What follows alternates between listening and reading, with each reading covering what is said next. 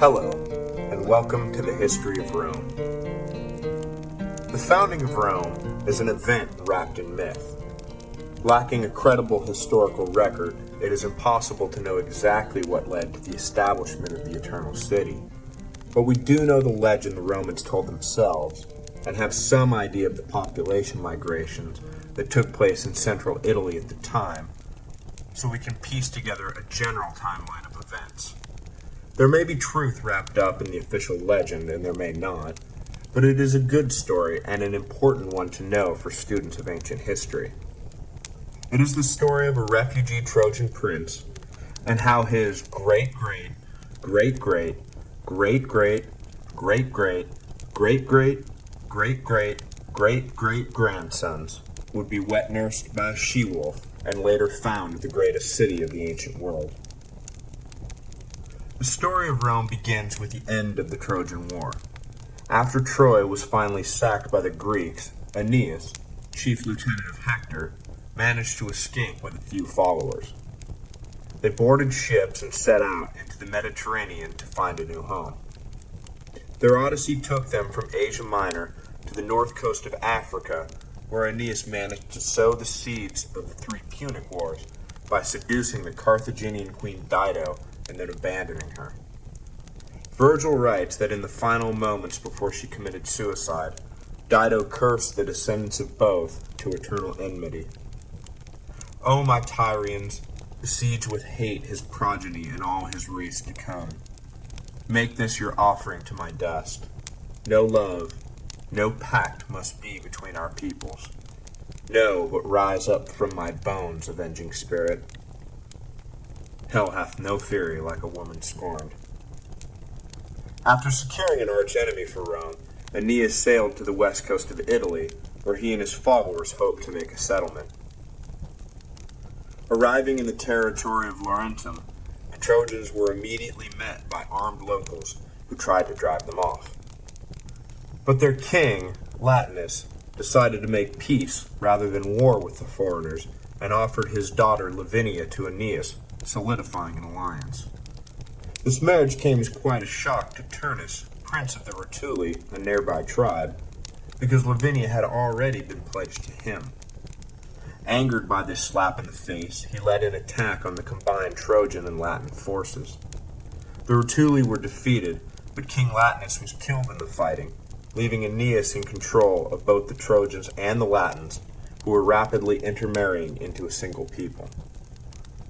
Vanquished, Turnus and the Rutuli turned north to the rich and powerful Etruscans for help. The Etruscans were more than willing to lend a hand against the growing menace of the Trojan-infused Latins, and attacked. But Aeneas, in his final act, led the Latins to victory, establishing the Tiber River as the boundary between the Latins and the Etruscans. We should pause the legend here before we get too far and give an account of the political landscape of pre-Roman Italy, as historians and archaeologists understand it today. Who were the Latins? Who were the Etruscans? Where did they come from, and what sort of lives did they lead? The origin of the Etruscans is debatable. However, DNA evidence points to a migration from Asia Minor, which, if true, offers a context for the legend of Aeneas' arrival from Troy. The Etruscans were the dominant force culturally and politically in the Italian peninsula, and, as we will see, came to dominate Latin territory in the waning years of the Roman kingdom.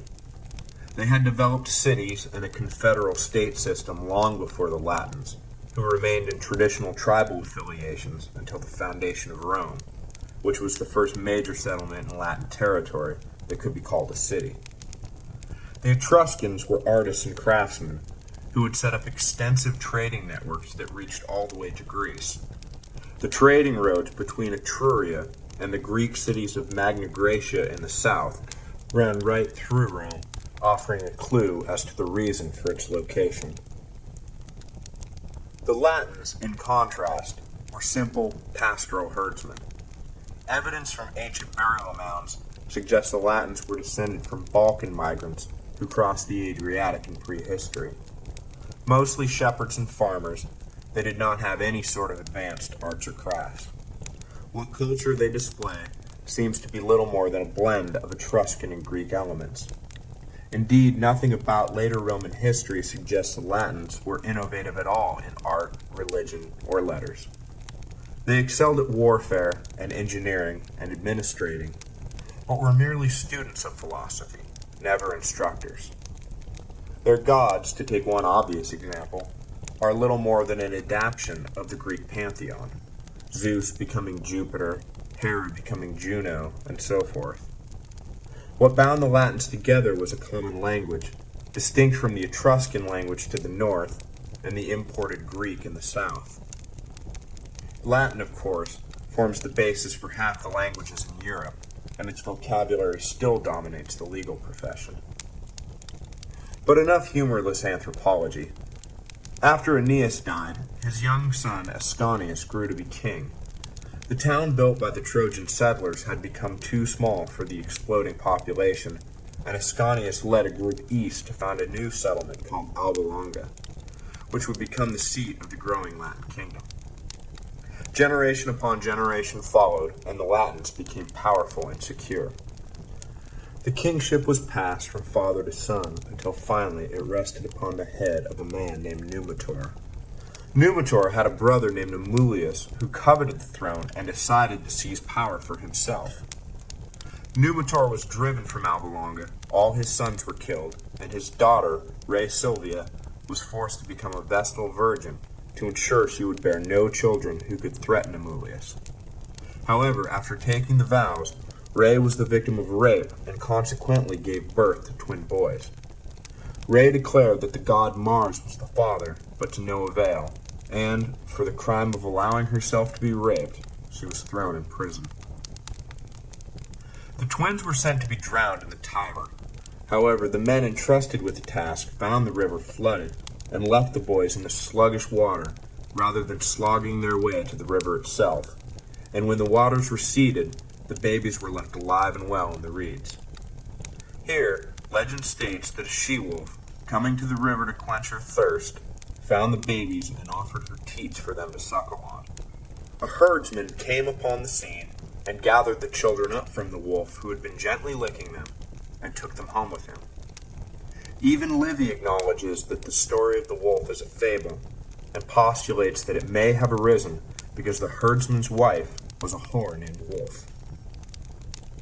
The herdsman and his wife raised the boys, named Romulus and Remus, as their own, and soon they grew to be men. Apparently the boys took a liking to fighting the local brigands who raided the countryside and began taking the fight to the robbers, raiding their camps and stealing from them. The criminals, angered by the theft of their booty, set a trap for the twins. Romulus managed to escape, but Remus was captured. The brigands took Remus to the local landowner, who turned out to be none other than the exiled Numitor, and claimed Remus and his brother had been caught stealing Numitor's cattle, and that he should be punished. Numitor was immediately reminded of his twin grandsons, and, realizing that they would be the same age as Remus was now, began to suspect that the boys were his blood. Numitor began making inquiries, and soon learned the particulars of their upbringing and became convinced that they were his daughter's children. The herdsman, knowing Remus was in Numitor's custody, and having himself long suspected that his two boys were of royal blood, decided to tell Romulus the whole story of their discovery by the river. From this, a plan was hatched to return Numitor to the throne. With Romulus leading one group of men and Remus another, they surprised and killed Amulius and brought Numitor back to Alba Longa. Numitor told the story of his brother's treachery and the circumstances of his grandson's birth, and the people shouted unanimous consent that Numitor be king once again. After Numitor became king, Romulus and Remus decided to found a new settlement at the spot where they had been left to drown. There are two accounts of what happened next. One states that trouble arose when the question of who would be senior in the new city was raised. They decided to allow the gods to decide, and each retired to the top of a hill, Romulus the Palatine and Remus the Aventine, to await a sign. Soon enough, 6 vultures landed at the feet of Remus, and when his followers made this known to Romulus, 12 vultures immediately landed at Romulus's feet. A fight broke out, with one side claiming primacy of arrival and the other claiming primacy of number. In this fight, Remus was killed. The other, more famous story is that Remus, mocking his brother, jumped over the partially completed walls, and Romulus, in a fit of anger, killed him, swearing, "So perish whoever shall overleap my battlements." Either way, Romulus obtained sole power, the city was named for him, and he became its first king. The legendary date of foundation is April the 21st, 753 BC. Did it happen like this? Almost certainly not. After the sack of Rome in 386 BC, most of the early historical record was lost, and with it the specifics we need for an accurate telling of the story. But archaeological evidence seems to support the broader strokes of the legend. Settlements have been found on the Palatine Hill that date from the 800s BC, suggesting that the legendary chronology is at least in the ballpark. The general story of a struggle between the Latin and Etruscan people, ending with ostensible Latin autonomy south of the Tiber, also fits our understanding of the ethnic and cultural landscape of the era. It is doubtful that the site of Rome was chosen because it marked where the twins had been sent to die. More likely an easy river crossing, coupled with the natural defenses offered by the nearby hills, drew settlers to the area. And of course, as already noted, the site lay on the trade road between Etruria and Magna Graecia. Without any real data to draw from, later Roman historians used common mythological elements to construct a conventional founding legend. Indo-European culture produced numerous examples of the divine twin mytheme, including Castor and Pollux, and Idas and Lynceus of Thebes. The motif of infant exposure gone wrong crops up in the biographies of both Perseus and Moses. And of course, most will recognize the virgin birth element from Christianity, but tales of miraculous or virgin births have surrounded important legendary and historical figures for millennia.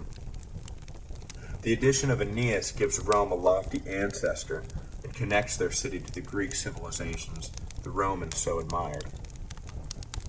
However it happened, a settlement was established at the bend in the Tiber. This settlement grew and came to dominate its neighboring communities, then the entire Italian peninsula, then the entire Mediterranean. Next, we will cover Rome's unsavory beginnings, who the first Romans were, whose women they stole to ensure that there would be a second generation of Romans, and whether Romulus, great soldier that he was, died or simply faded away. Today we will cover the remainder of Romulus's life, his questionable morality, and his ultimate disappearance from the world of men.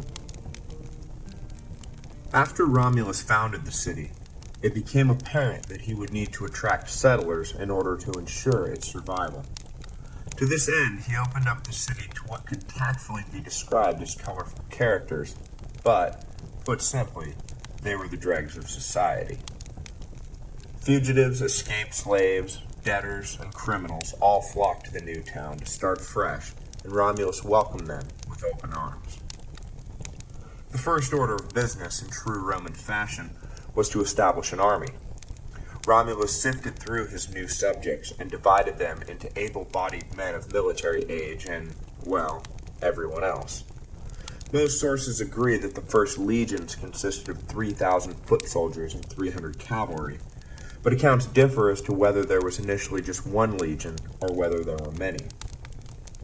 Soldiers in those days had to equip themselves, so only well-to-do citizens could enlist, with the richest citizens serving in the cavalry because they were the only ones who could afford horses. This meant that the interests of the army were, in those early days, firmly squared with the interests of the society it defended, at least the middle and upper classes of that society. In later years, the legions were filled with mercenary soldiers, whose interests often diverged from those of the actual citizens of Rome, who had long since given up fighting for themselves. Here the seeds would be sown for civil war, decline, and ultimately destruction. But for now, Rome's army fought for the people, not against them. From the remaining motley assembly of those not called to arms, Romulus created a council of 100 senators to help him govern, either because that number was enough for his purposes, or because there were only 100 men respectable enough to be given such responsibility. The descendants of these men would become the patrician class of later Rome, who would find themselves constantly at odds with the plebeian class, the descendants of the remaining unwashed masses. Rome was now ready to defend and govern itself, but there was just one problem. The new arrivals were almost entirely male. Without any women around, the dream of Rome would die after a single generation. So delegations were sent around to the neighboring communities to ask for intermarriage rights, but wherever they went, they were refused. Fathers did not want their daughters married to the Romans, who, after all, were nothing more than a collection of despicable cast-offs. The Romans resented these rejections, and so Romulus thought up a surefire way to acquire wives for his people. They would steal them. The Romans invited all the neighboring communities to a great festival honoring Neptune. They spared no expense in preparing and promoting the celebration, and on the appointed day, a great crowd filled Rome, including, famously, the Sabines. All was going well and no one suspected a thing, until Romulus suddenly gave a signal, and the men of Rome seized all the visiting women they could capture.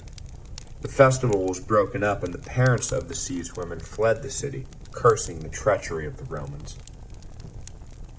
The seized women were naturally horrified at their predicament, but Romulus went to them and claimed that it was their parents who were to blame, because they had been too proud to wed their daughters to Roman men. Further, he said, they would all be treated better in Rome than anywhere else, because the Roman men would feel obligated to work off the guilt over what they had done. Apparently this mollified the women, but it did nothing for their parents and brothers. Attacks followed in succession from the victimized communities, but each was repelled by Romulus and the Roman forces. Finally, only the Sabines had not yet sought revenge. They waited and planned rather than immediately taking up arms. When the time was right, the Sabines bribed a young girl to let them into the citadel of the city, and took it before the Romans could react. Romulus immediately mustered his army and launched a counterattack. A brief battle was joined, but neither side could gain the upper hand. Finally, the Sabine women, daughters of one side and husbands of the other, intervened, throwing themselves between the two, pleading with them to halt. Livy writes, "We are mothers now," they cried. "Our children are your sons, your grandsons. Do not put on them the stain of parricide. If our marriage, if the relationship between you, is hateful to you, turn your hatred against us. We are the cause of strife. On our account, our husbands and fathers lie wounded or dead, and we would rather die ourselves than live either widowed or orphaned." Their entreaties moved the opposing armies, and peace was made, ultimately joining the Romans and Sabines into one political entity. The abduction episode has lodged itself in the Western imagination, commonly referred to as the rape of the Sabine women. The event has been depicted by countless painters, including Nicolas Poussin, Jean-Paul Rubens, and Pablo Picasso. Jacques-Louis David depicted the conclusion of the story in his Intervention of the Sabine Women.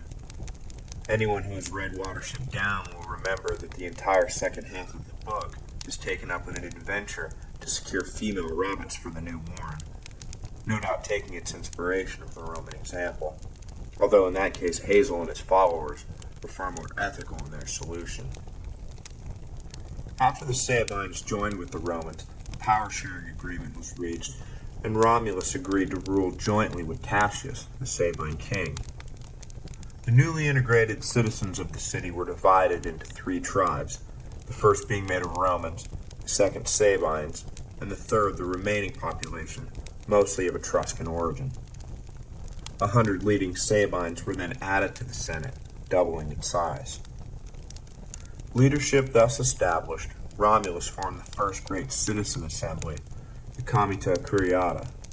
To do so, he divided the tribes further into 10 curiae, naming each one after an abducted Sabine woman, to honor them for their role in the peacemaking. Each curiae cast one collective vote, making for 30 total, and the assembly was tasked with electing various magistrates and enacting routine laws. Thus the original political constitution was settled. The kings reigned supreme, but, from the beginning, both aristocrats and commoners were involved in the legislative and judicial functions of state. It was at this point as well that the legions doubled in size to approximately 6,000 men, a number that would stand for the remainder of the empire. The power-sharing agreement with Tatius lasted all of 5 years. The Sabine king, for whatever reason, assaulted some envoys from Lavinium, and when he later arrived in that city for routine religious services, he was set upon by a mob and killed. Romulus, not seeking war with Lavinia, and no doubt secretly welcoming the death of his rival, did nothing to avenge the death of his co-ruler. The Sabines were outraged, but fear of Romulus's power and his apparently divine mission held their tongues. Romulus now reigned supreme once again. For the next 40 years, the Romans fought continuously against hostile neighbors, usually Etruscan cities in the north. By the time of Romulus's death, he had made the Romans a power to be reckoned with. The details of his passing confirm his status as a mythological figure. One day, seated on the throne, he was reviewing his troops and a storm kicked up. Thunder clapped, and Romulus was enveloped by a cloud. When the storm dissipated, the throne was empty, and Romulus was gone. The senators who stood beside him searched, but no trace of Romulus was ever found. Livy notes that Romulus was always more popular with the people than he was with the Senate, and that it is entirely possible he was murdered by the senators who stood beside him. I find it part of Livy's charm that he would go out of his way to offer a more plausible explanation for the death of such an obviously fictitious character. The life of Romulus is a convenient myth. Who founded Rome? Romulus. Where does the name come from? Romulus. Who organized the legions? Romulus. Who divided up the tribes, organized the Senate, and began the citizens' assembly? Romulus, Romulus, Romulus. It is possible that the stories grew from the life of a real person, but most likely Romulus was created out of necessity to answer questions later Romans had about their own past. It seems comically naive of the Romans to believe that so much could be owed to a single man, but when we look at our own almost religious veneration of George Washington, it begins to make sense.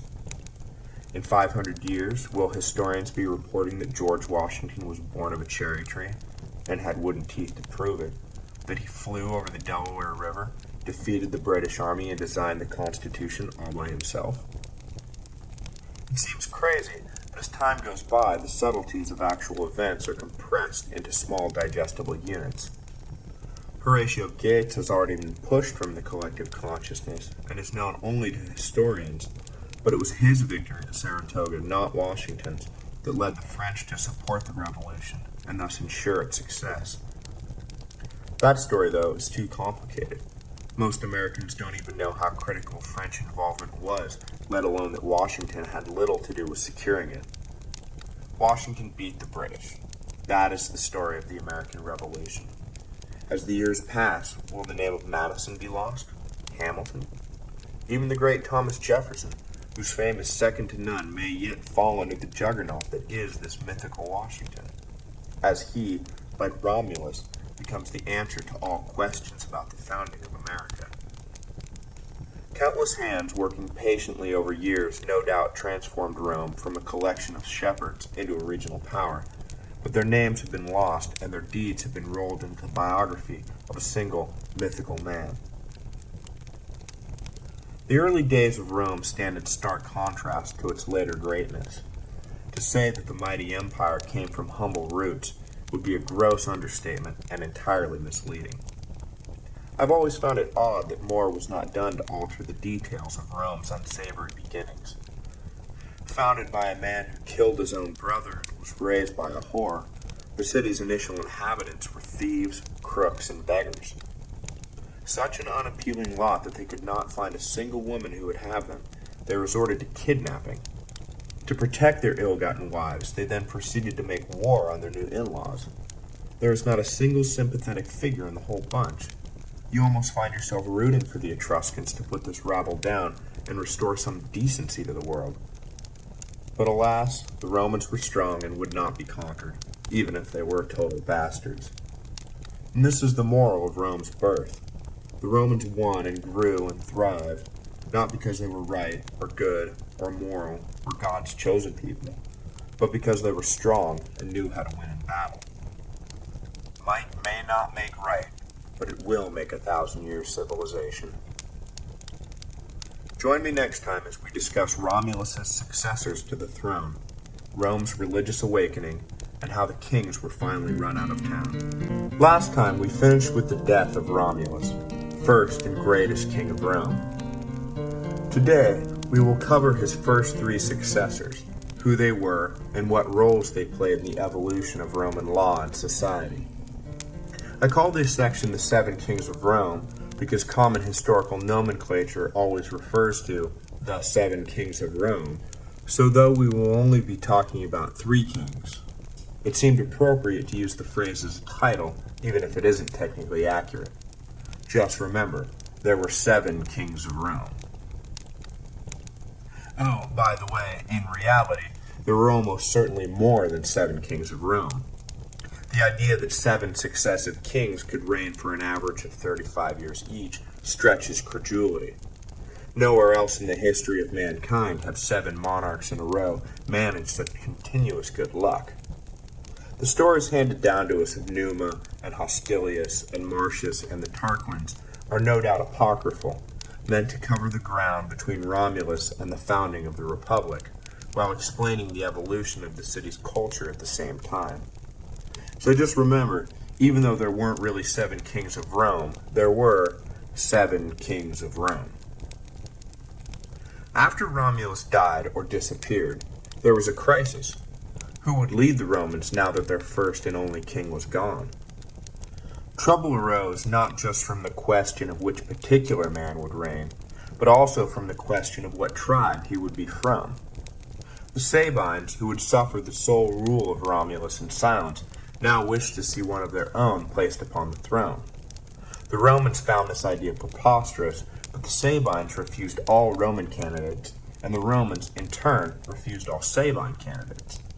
To avoid a slip into anarchy, it was decided that each senator in succession would reign for a single day, until an acceptable man was found to rule. This was the first instance in Roman history of an interregnum, or period between official sovereigns. A compromise was finally proposed that allowed the Romans to choose whomever they wished, without Sabine veto, as long as the man was a Sabine. The Romans agreed to this and picked a man of universal renown, Numa Pompilius. The Sabines, delighted by the choice, agreed at once, and messengers were sent to Numa to present him with the good news. To the amazement of everyone, however, Numa refused the offer, and it was only after much cajoling that he agreed to take the throne. You see, Numa was a bit of an odd bird. He disdained all luxury and had devoted his life to religious contemplation. He often took long walks alone, and it was believed that on these strolls he conversed with the gods. Not that this concerned anyone. Quite the opposite, it only enhanced his reputation that the gods spoke to him. But still, not exactly a man you usually find at the head of a growing military power. Numa did not even live in Rome. He resided in a nearby town and was, for the most part, put off by the violence and greed of the city. This second king of Rome was the opposite of Romulus in almost every way. Where Romulus was brash, Numa was reserved. Where Romulus was a warrior, Numa was a pacifist. Where Romulus sought glory and fame, Numa sought peace and solitude. Overnight, he changed the trajectory of Rome's march to greatness. When Numa arrived in Rome, he found a warmongering population of brutes who had known 40 years of war, and when he died, he left Rome a population of farmers who had known 40 years of peace. The remarkable transformation was due entirely to Numa's introduction of religion to the city. He turned the people's attention away from the battlefield and towards the heavens. Desiring peace more than anything else, Numa devised complex religious rites to occupy the time of the now demobilized army so they would not grow restless and provoke unnecessary wars. He instilled in the Romans an everlasting fear and awe of the gods, which would last for the remainder of the empire. Numa is credited with the foundation of the most important religious institutions in Rome. He imported the Vestal Virgins and established the laws governing their watch over the eternal flame. He created the office of Pontifex Maximus, the high priest of Rome, who would be responsible for the maintenance of all religious services, and, in an act of remarkable foresight, declined to serve in that role himself, establishing a sovereign religious realm that could not be meddled with by future kings. He believed that later kings would be so caught up in war-making that they would neglect their religious duties and bring the wrath of the gods upon the city. The office of Pontifex Maximus would remain an independent authority until the title was claimed for the emperors by Augustus at the dawn of the Imperium. At the end of the empire, the title was passed to the popes, who hold it to this day, 2,600 years after its inception. Just as Romulus is the answer to all questions about the founding of the city, Numa is the answer to all questions about the origin of religious practices. Who divided regular days from holy days? Numa. Who created the priesthood of Mars? Numa did. The priesthood of Quirinius? Numa. Who built the altar to Jupiter? Numa, of course. In the development of Roman culture, Numa is second only to Romulus in importance, and to some he was even more important. Machiavelli writes, "And for anyone who considers Roman history carefully, it is clear how much religion helped in the commanding of armies, in inspiring the plebeians, in keeping men good, and in making the wicked feel shame." Thus, if one were to debate about the prince to whom Rome owed the most, I think Numa would sooner obtain the first place, for where there is religion, one can easily introduce arms. But where there are arms, but no religion, the former can only be introduced with difficulty. Perhaps Numa's most famous addition to Rome was the Temple of Janus. The gates of the temple were to remain open while Rome was at war, and be closed in times of peace. For the entirety of Numa's reign, the doors stayed shut, but after his passing, they remained open almost continuously. Numa's dream of peace, it would seem, died with him, and his reign would be an anomaly in Roman history. Of Numa's Rome, Livy writes, "Once Rome's neighbors had considered her no more than an armed camp in their midst, threatening the general peace. Now they came to revere her so profoundly as a community dedicated wholly to worship that the mere thought of offering her violence seemed to them like sacrilege." Numa reigned 43 years and died in 673 BC. His successor to the throne, Tullus Hostilius, did his level best to banish forever this image of Rome as a city of docile farmer priests. Just as Numa was the opposite of Romulus, Tullus was the opposite of Numa. He longed for a return to the martial virtues of Romulus. He believed Numa had left the Romans soft and dangerously unprepared for what Tullus saw as inevitable attack from eternally hostile neighbors. The peace of the previous decades could not hold forever, and if Rome was to live, it had to fight. With this in mind, Tullus looked around for a clash that would reinvigorate the warrior spirit of his people, and found it in the place of Romulus's birth. A cattle raiding dispute along the border between Rome and Alba led to mutual recriminations, and for Tullus, this was enough of a pretext, and war was declared. He even managed to arrange things so that the Romans looked like the aggrieved party who were being dragged against their will into battle. Armies from both sides advanced on one another, but before the order for full-scale engagement was given, Aeneas, the leader of the Albans, approached Tullus with an unusual proposal. There was nothing to be gained, the Albans said, in a bloody struggle between two familial people, when the Etruscans sat at both their doorsteps, eagerly awaiting any opportunity to invade. A fight between Alba and Rome would deplete the strength of both victor and vanquished, leaving the door wide open for the Etruscans to make them all slaves. Aeneas proposed that single combat should decide their quarrel. That way their respective armies could still keep the ambitious Etruscans in check. Tullus agreed reluctantly, seeing the logic of Medius's argument, though it would not be single combat per se that would decide things. Each army's ranks held 3 brothers, triplets, who were chosen to fight for the fate of their people. This fight between the Roman Herati and the Alban Curiati is an episode, like the rape of the Sabine women, that has found its way into countless works of art and literature, most famously in The Oath of the Herati by Jacques-Louis David, that great lover of antiquity. In front of the opposing armies, the 2 sets of brothers squared off. The fight was furious, and in quick succession 2 of the Romans lay dead. Horatius, the remaining brother, knowing he could not take all 3 of his enemies at once, ran up a nearby hill, forcing the 3 Curiati to chase him. As the first neared, Horatius turned abruptly and killed him. The second Alban brother arrived too late to help, and Horatius fought and killed him as well. The third Curiati, weary from the chase and from wounds sustained in the earlier fight, was no match at all upon arrival. He fell to his knees, and Horatius did not fight him so much as execute him, plunging his sword down the poor bastard's throat. The Romans cheered their victory, and the Albans, grumbling at Medius's deal, were forced to withdraw and supplicate themselves to Roman rule. But Medius, aware of how precarious his authority was in the aftermath of this non-defeat to Rome, conspired to release his people from subjugation. He induced Veii, the nearest Etruscan city and, as we will later see, an important early rival of Rome, to attack the Romans. The Albans, Medius said, would be called upon to aid Rome, and he promised that at a decisive moment in the battle, the Albans would desert, leaving the Roman flank unguarded.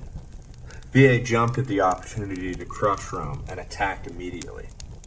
Just as Medius predicted, Tullus called upon the Albans to join the fight, and the armies gathered to do battle. Just as the fight was about to begin, Medius ordered the Albans to withdraw. The Roman soldiers were shocked to see their ally suddenly leaving, but Tullus, thinking quickly, addressed his troops, telling them that it was his plan for the Albans to sneak around behind the enemy. The Romans, heartened, marched into battle with confidence and defeated the Veiites. Back in camp, however, Tullus ordered the arrest of Medius and had him brought before the Roman troops. Tullus then revealed the treachery of the Alban leader and, to the horror of his men, passed, without trial, a sentence of death by dismemberment. Their leader dead, Tullus then ordered the destruction of Alba Longa itself. He ordered the city destroyed and the citizens relocated to Rome, where they would become Romans, forever wiping Alba from the map. Tullus reigned 32 years and died in 642 BC. The return to arms was his lasting legacy, and the incorporation of the Albans was his most important contribution to the growth of the city. Henceforth, Rome's neighbors returned to their view of the city as little more than an armed camp, and worked tirelessly to defeat the Roman menace. Never again would Rome enjoy an extended period of uninterrupted peace, despite the efforts made by Tullus's successor, Ancus Marcius, the grandson of Numa, to bring the population back to his grandfather's vision of peace.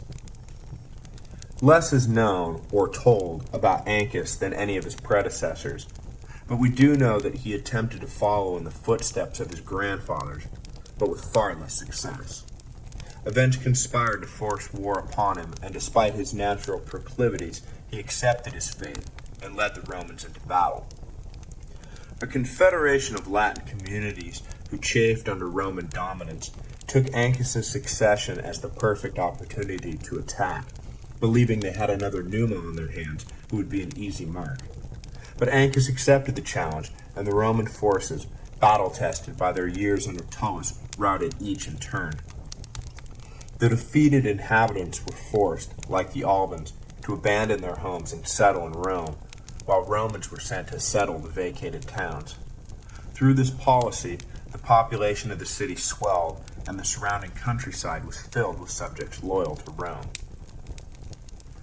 At the outset of the fight with the Latins, Ancus made his most important contribution to Roman society. Dissatisfied with the haphazard way war began between Rome and her enemies, he decided to inject a sacred ritual, introducing something of Numa into the barbarism of armed conflict. A specific formula was proscribed as to how exactly the Romans would declare war on an enemy. Too tedious to spell out here, but it involved sending envoys into enemy territory, announcing the war to the first man met in an official pronouncement, making more official declarations at appointed times, waiting 33 days, and finally throwing a spear into enemy territory, signaling the beginning of hostilities. The entire process may seem a bit overwrought, but it demonstrates the Roman desire to infuse all aspects of life with the rule of law, even if the end result was savage bloodshed. After the campaign against the Latins, Ancus won an important victory against the Veites, gaining control of the Maetian forest and extending Roman territory all the way to the sea. The consequences of this event cannot be overstated. Through Ostia, the port town founded by Ancus at the mouth of the Tiber, all initial Roman forays into the Mediterranean were launched and received. Ancus reigned 24 years and died in 617 BC. At his death, Rome found itself immeasurably strengthened by the addition of countless new citizens, a neighborhood free of enemies, and a port to call its very own. We will leave the story here and pick up next time with the final three kings, the Tarquin dynasty, the last of which would show himself to be such a tyrant that the very idea of monarchy would be hateful to Romans forever after, even forcing the emperors to semantically cloak their activities so as not to be accused of monarchism. As I said earlier, the lives of these kings are apocryphal biographies designed to explain the origin and development of Rome to later Romans. What is mostly being fleshed out in the story of these first kings is the relationship between the two most important pillars of Roman society, war and religion. The warlike Romulus is followed by the religious Numa, who is followed by the warlike Tullus, until finally the two pillars are joined in Ancus, the religious king who is dragged into battle by fate. This interplay is instructive and offers a neat encapsulation of their character. The Romans are a warlike people, tempered by religion, not a religious people forged into warriors. Ultimately, it is war, not prayer, that defines the Romans. Imagine if it had been the opposite, a people founded by a religious pacifist and succeeded by a warrior, who was then succeeded by a pacifist, who was then succeeded by a warrior, dragged by fate into a religious life. It paints a very different picture. The Romans are fighters through and through, though Machiavelli's point is well taken. Without religious tempering, it is doubtful the Romans could have sustained a republic based upon the rule of law, and would have remained an unremarkable tribe of violent barbarians. To sum up, the Romans were soldiers who took oaths seriously, not priests who took swordsmanship seriously. Join me next time as we discuss the last days of the Roman monarchy and what was so bad about Tarquinius Superbus, the last king of Rome, that led the city to transform itself into a republic that lasted for 500 years. So far, we have covered 4 of the 7 kings of Rome: Romulus, Numa Pompilius, Tullus Hostilius, and Ancus Marcius. Today we will discuss the final 3, the so-called Tarquin dynasty, the father, Tarquinius Priscus, a decent if manipulative king, his adopted son and successor, Servius Tullius, and finally his real son, Tarquinius Superbus, who usurped his adopted brother and was then himself usurped by a fed-up mob, marking him forever with the infamy of being the last king of Rome. Lucius Tarquinius Priscus was born in Tarquini, one of the 12 cities of Etruria, the son of a Corinthian exile named Demaratus. Tarquin, the name by which history remembers him, was a shrewd businessman who became wealthy, but due to his racially mixed heritage, he was only admitted so far up the Etruscan social and political ladder.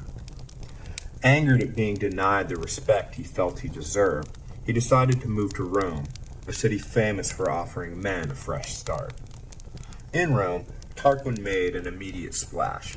He gave lavishly, funding public projects, charities, and anything else that would bring him renown. It did not take long for Tarquin to come to the attention of Ancus Marcius, the aging king. In his final years, Ancus brought Tarquin into his confidence, leading to a close relationship that resulted in Tarquin ultimately being made guardian of Ancus's 2 sons when the king died. Tarquin knew an opportunity when he saw it, and after Ancus died, he sent the two boys away on a hunting trip. He then lobbied the Senate to hold elections for a new king immediately to avoid any possible threat to the city brought on by the vacuum in leadership. Tarquin had made a lot of friends in the short time he had been in Rome, and his further generosity no doubt convinced any fence-sitters that he was the man for the job. He was selected in a landslide and became the 5th king of Rome. One of his first acts, demonstrating his characteristic shrewdness, was to expand the Senate by another 100 men, bringing their total number to 300. The new senators were wholly obligated to Tarquin for their positions and, predictably, supported him in everything that he did, leaving the Senate little more than a rubber stamp for Tarquin's policies. This could have proven disastrous if Tarquin had been an incompetent or tyrannical leader, but he proved to be a conscientious and able king, both as an administrator and military commander. Soon after his election, Rome found itself at war, again, with some of its Latin neighbors. Tarquin easily routed his opponents and returned to Rome with a great deal of plunder. He decided to celebrate his victory by throwing public games, the likes of which had never been seen. But there was no stadium large enough for Tarquin's vision, so he ordered a hippodrome built between the Palatine and Aventine hills. This hippodrome, when completed, would become known as the Circus Maximus, one of the greatest sports venues in the ancient world. It would remain in continuous use for the 1,000-year existence of the empire. Immediately after work began on the Circus Maximus, Rome found itself embroiled in a fight with the remaining independent Sabine communities. They had never gotten over having half their population annexed by the Romans, and now sought to challenge the upstart for control of the region. Tarquin again led the Romans to victory, defeating the Sabines with strategy as well as brute force. Destroying a bridge the Sabines had used to cross into Roman territory, cutting off any escape route, he then smashed them against the river. To celebrate this victory, Tarquin inaugurated one of the most famous of all Roman traditions, the triumph. Later years would set guidelines for what constituted an official triumph, but the basic parts were put in place by Tarquin. The leader of the victorious army rides into the city on a chariot drawn by 4 horses. The legions follow with prisoners of the vanquished army, and all manner of plunder seized from the enemy. To be awarded a triumph was the greatest honor a Roman general could receive. More will be said later about the traditional elements of a triumph, so for now we will simply note for trivia's sake that it was Tarquinius Priscus who celebrated the first one. Right around this time, a fantastic story reached the king. The head of a slave's sleeping child had suddenly burst into flames, though the child remained unhurt and did not wake up. Witnesses testified that they had seen the event with their own eyes, and that the flames only disappeared when the child awoke. Tarquin's wife believed it was an omen of the child's future greatness, and implored the king to adopt him so as to invite destiny into their house and not have it break down their doors. Tarquin agreed, and the child, Servius Tullius, was adopted by the king. He raised the boy as his own, and the omen bore out as the boy grew into a capable leader and eventual heir apparent to the throne. All was progressing nicely for Tarquin, but trouble was brewing. The sons of Ancus had not forgotten how Tarquin denied them their birthright, and resolved to reclaim what they felt was theirs. Knowing they could never get close to the king, the brothers enticed 2 men to do their dirty work for them. The 2 men arrived at the palace and pretended to have a loud quarrel, eventually demanding the king settle their dispute. Tarquin came to see what all the commotion was about and agreed to settle the fight. But as he sat to adjudicate, one of the men pulled out an axe he had hidden in his robe and lodged it in the back of the king's head. Tarquin fell, and the 2 men attempted to escape, but they were immediately captured. Tarquin's wife, Tanaquil, seeing the severity of the wound, immediately cleared the room and brought Servius Tullus in to help her tend to the king. Over the body, she told Servius that nothing could be done for Tarquin, but that it was imperative the men responsible for the crime should not sit on the throne. She implored Servius to take part in a charade to guarantee that neither of Ancus's sons would ever be king. Throwing open a window and addressing the crowd that had by this time gathered, Tanaquil told them that her husband's wound was only superficial and that the king would be back on his feet soon. In the meantime, she told them to obey Servius, who would act as king until Tarquin could resume his duties. At this point, of course, the king was already dead.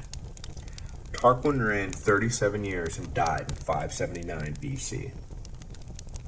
Servius performed the duties of king for a time as if he was merely acting in Tarquin's stead, going so far as to reserve judgment in some legal disputes, claiming that he must consult with the king. The sons of Aeneas, believing their plot had failed and seeing Servius secure on the throne, went into exile. Not long after the transfer of power, Veii launched an attack on Rome, and Servius marched to meet them. Completely destroying the Viad army, Servius returned to Rome a beloved savior. At this point, clearly in command of the throne, the death of Tarquin was announced. No one questioned Servius's continued reign as king, and the plan hatched by Tanaquil was brought to a successful conclusion. Servius would be the second to last king of Rome, and by all accounts the last good one. He was responsible for the final reconfiguration of Roman society prior to the establishment of the Republic, a reconfiguration that would have a profound effect on the way that Republic would ultimately be governed. Desiring to take stock of the city's resources, wealth, and population, he instituted the first census. Based upon the data he received, he divided landowning Romans, known as the Sidui, into 5 classes. Nominally divided by wealth, the idea was to establish who could provide what when war inevitably came knocking.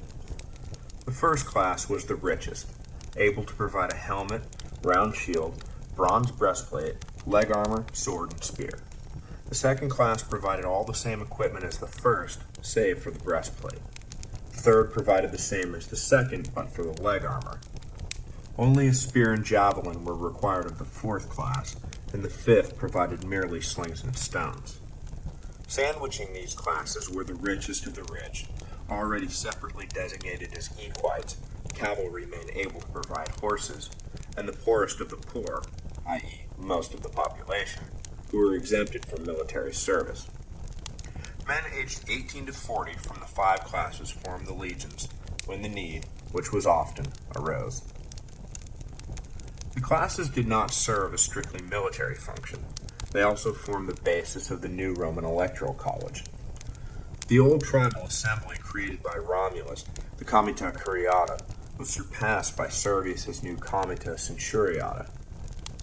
Each of the classes were further divided into centuries which voted as blocks. The centuries, however, were not equal in size. The first class, which was the smallest, was divided into 80 centuries. The second, third, and fourth classes each had 20. The fifth, by far the largest, was composed of 30. The small group of equites were divided into 12 centuries, and the landless masses were granted just 1. Elections being determined by a simple majority, the equites in the first class held between them all the votes they needed to control who would hold office and what policies would be pursued. There was some logic to the wildly skewed voting system. The wealthy shouldered the financial burdens of both state and military, and thus felt entirely justified in their stranglehold on power. The bulk of the population, however, would come to view the system as entirely unjust and would eventually have to take drastic steps for their voices to be heard. Servius's reign was progressing nicely. The Latin communities even contributed funds to build a temple to Diana in Rome, admitting once and for all that Rome was the capital of Latium. However, all was not well. Just as Ancus's sons were the undoing of Tarquin, so would the sons of Tarquin be the undoing of Servius. Servius believed he had covered this obvious threat by marrying his daughters to the 2 Tarquin boys, Lucius and Aruns. But this was not enough for Lucius, who felt he had been tricked out of his rightful succession, though his new wife was non-committal about this alleged injustice. His brother Aruns, who could not have cared one way or the other, found himself married to a woman, Tullia, who resented his lack of ambition and admired Lucius's drive. Tullia further despised her own sister for not supporting an obviously great man in his quest for the throne. Evil took hold of them, and, not being particularly creative, they decided to simply kill their unwanted mates so they could be together and pursue the crown at full throttle. The newlyweds began a whisper campaign against Servius, pointing out his low birth, and the fact that he had never been truly elected. To the richest in Rome, they alleged that the census was no more than a trick to expose their wealth so Servius could snatch it up and hand it over to his low-born friends.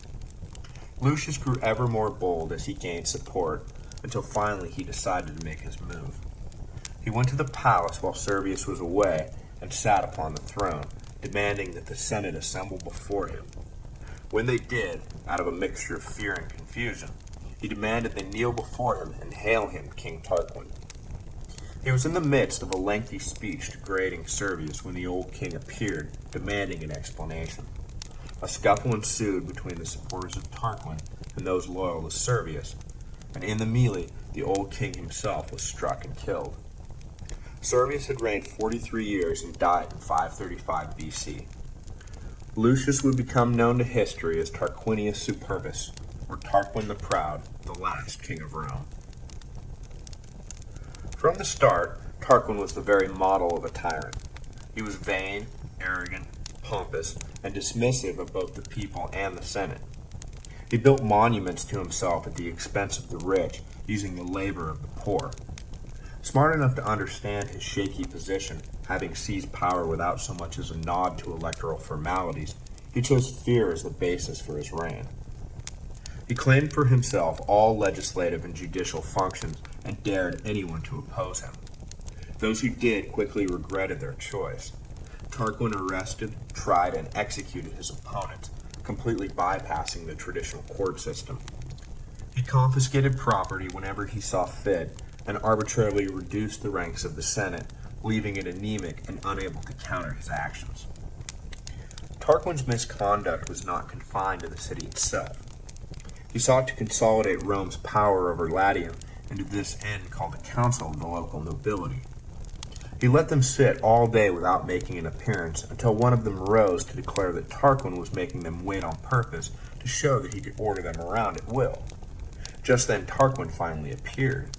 The king made note of the man who had spoken against him, and after the meeting broke up, bribed one of the noble slaves to plant a cache of weapons in his master's room. The deed done, Tarquin recalled the council and announced that he had just discovered a plot against his life and fingered the offensive noble as its leader. They marched as a group to where the noble was staying and discovered the hidden weapons. That, coupled with his speech from the day before, was enough to frame the poor man, and he was immediately executed without so much as a trial. The remaining Latin nobility, whether they believed the charges or not, believed that Tarquin was capable of almost anything, and so did nothing to challenge his position in Rome. The city and surrounding countryside thus pacified, Tarquin sat back to enjoy the fruits of his labor. But only poisoned fruit can grow from such poisonous seeds, and Tarquin would soon pay the ultimate price for his underhanded tactics. Tarquin, obviously, had engendered no goodwill in the city, and the population waited only for a spark to light them into full revolt. Tarquin's own son would provide that spark. The young man, Sextus, was invited to a dinner party hosted by Collatinus, a local noble, and upon meeting Lucretia, the lady of the house, Sextus decided that he must have her. Inflamed with lust, he returned to the house while Collatinus was off laying siege to the nearby town of Ardea and raped her. His lust sated, Sextus rode off unaware of what he had set in motion.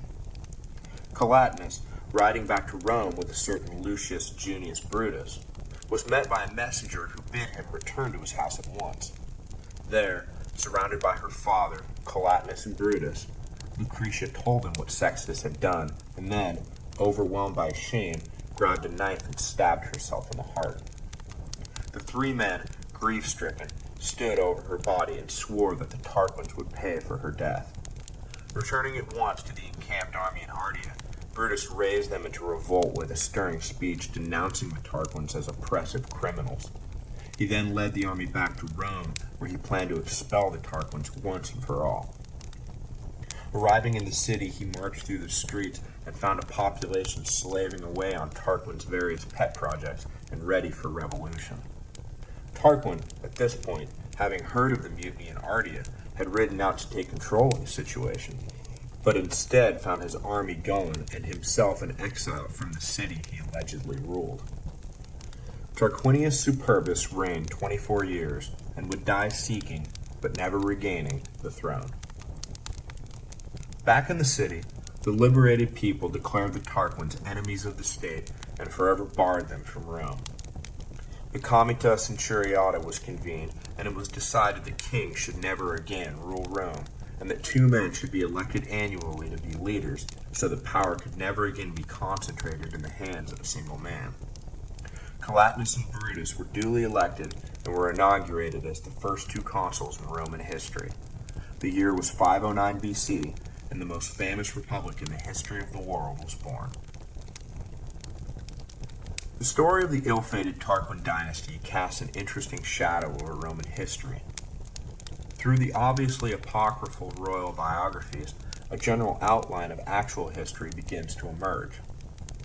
As I said in Part 1, Roman culture was derived largely from Etruscan and Greek influences, so, as an instructive parallel, we are given the story of a family of kings who became masters of Rome after emigrating from Etruria and were descended from an exiled Greek.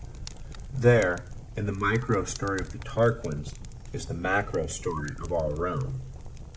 This dramatic, if fictitious account has roots in reality. Modern historians recognize the dominance Etruria had over Rome until the founding of the Republic. It is thought that Etruscan kings did indeed command Rome, and that they were ejected by a native population wary of their rule. Though the neatness of this account no doubt misses a reality filled with intermarriage and colliding cultures, making it hard to know who was a native Roman and who was a foreign Etruscan. The story of the kings also offers a moral that the Romans followed to great success and abandoned at their peril. Until the ill-fated Tarquinius Superbus, none of the kings had been the son of a previous ruler. Hereditary succession played almost no part in the ascension of the kings. Angus Marcius was the only one who was even related to one of his predecessors, and he was the grandson of Numa, not an immediate heir. This stands in stark contrast to the monarchies that emerged in the Middle Ages that were founded entirely on the passing of power from father to son, whatever the merits or abilities of the child. Gibbon famously marks the beginning of the end of the Roman Empire, with Marcus Aurelius' sentimental choice of his son Commodus and not another, more capable man to succeed the Imperium in 177 AD.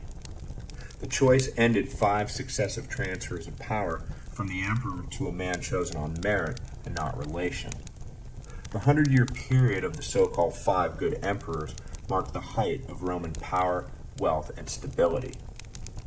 History has shown again and again that the ship of state is well sailed when leadership is based on great ability, and run against the rocks when it is based upon mere birth. The Roman monarchy was now dead, never to return. Next, we move on to the story of the Roman Republic, and trace its long march through the Italian peninsula, across the Mediterranean, and into legend. Next week we will discuss the first days of the Republic, who its initial leaders were, and what would happen to any man who ever again tried to make himself king of Rome.